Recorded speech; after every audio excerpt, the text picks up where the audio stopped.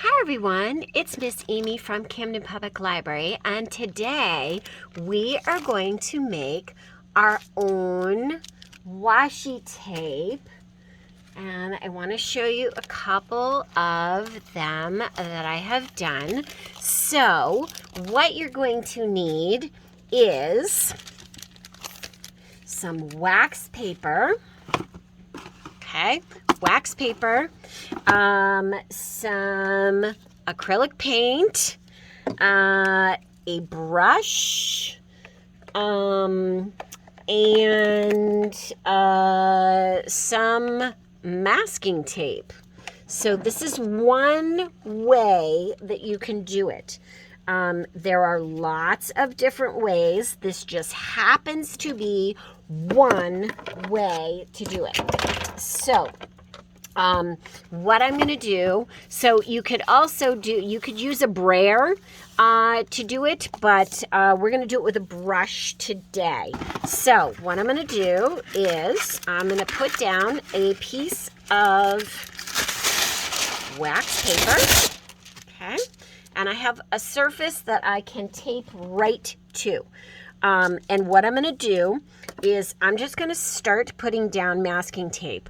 And I'm going to make sure that the masking tape goes farther than the edge of the paper, the wax paper, on both sides, so that it sticks and I can lift it up after. And I'm just going to layer the whole thing. Okay, so I'm going to go right along and do that. So I'm going to cover the whole paper with this. You'll notice as I'm doing this that I am leaving space in between the pieces of masking tape, and that is so I can cut them apart, and then I have a peel off backing that I can so that I can peel off the masking tape from the wax paper. You can use wax paper or parchment paper, something with a waxy side, or a coated paper, or whatever. So I'm going to keep going across. You can use different size masking tapes or whatever. Okay, so now I have my masking tape all taped down, and what I'm going to do is I'm going to put, I'm just going to drop some, I'm going to just kind of do some of this, like that.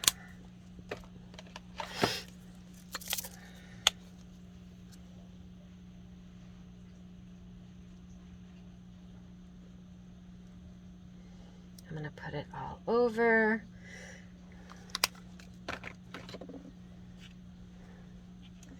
Let's see, purple.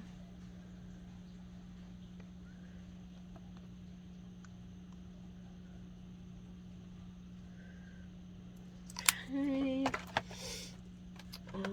Let's see. A different pink. This is a darker pink.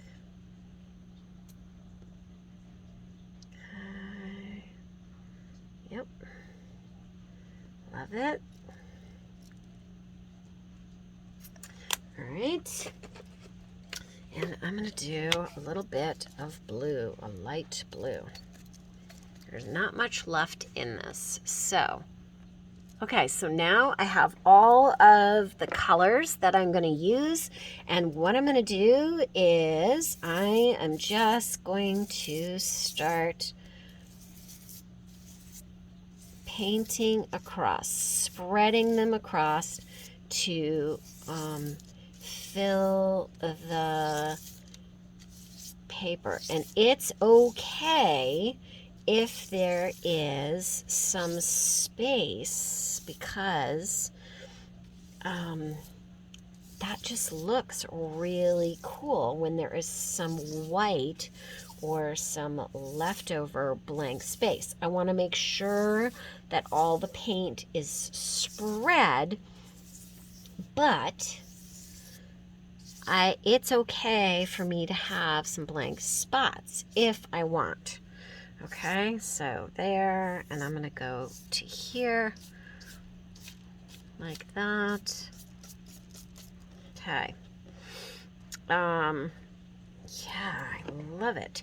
Okay, so now I have this on here, and what I could do is I could take some cookie cutters or some shapes and play with them a little. So let's do that. Okay, so this one, so I have just a star, a foam star. So I'm gonna do that. I'm gonna put that down. That's going to, ooh, I like that. That's got, ooh, I like how it's lifting up the paint and moving it around. I love it. Very cool. Ooh, so you really want, now I've done something similar to this with paste paper. I really like how this is coming out. You could use a handprint. You can do a cookie cutter.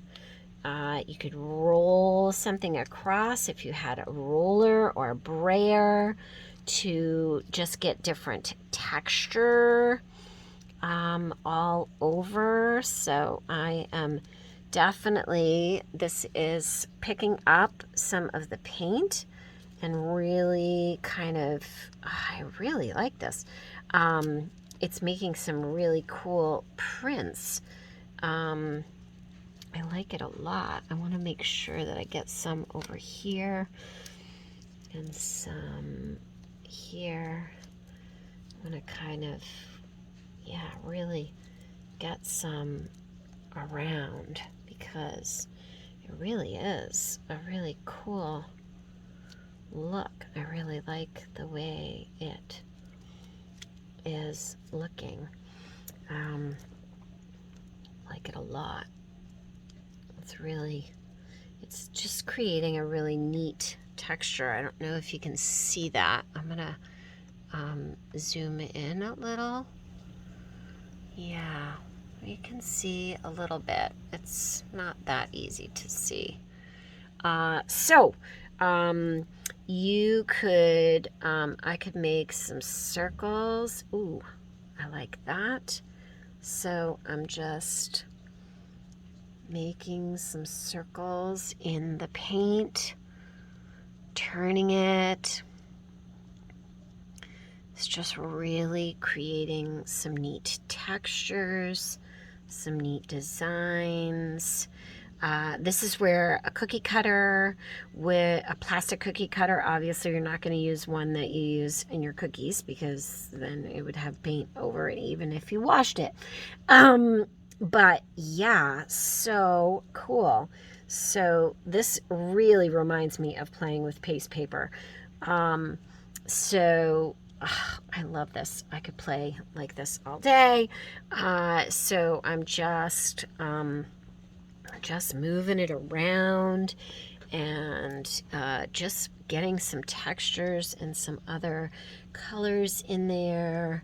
And yeah, it's just moving it around and just seeing what you can do and how you can play with it. So yeah, keep at it. I'm gonna do one more thing. I'm gonna put one that's done down and I'm gonna go back at it with a Sharpie marker. Here's one where I used a splatter technique, just tapping the brush to get splatters all over the brush. So now we're going to use the Sharpie marker technique. And I'm just going to make some flowers. I'm just going to draw.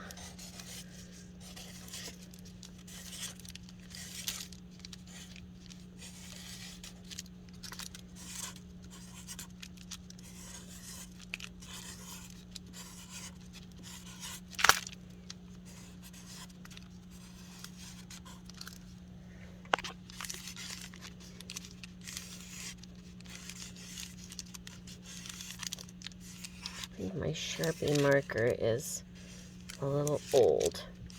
Try this at home.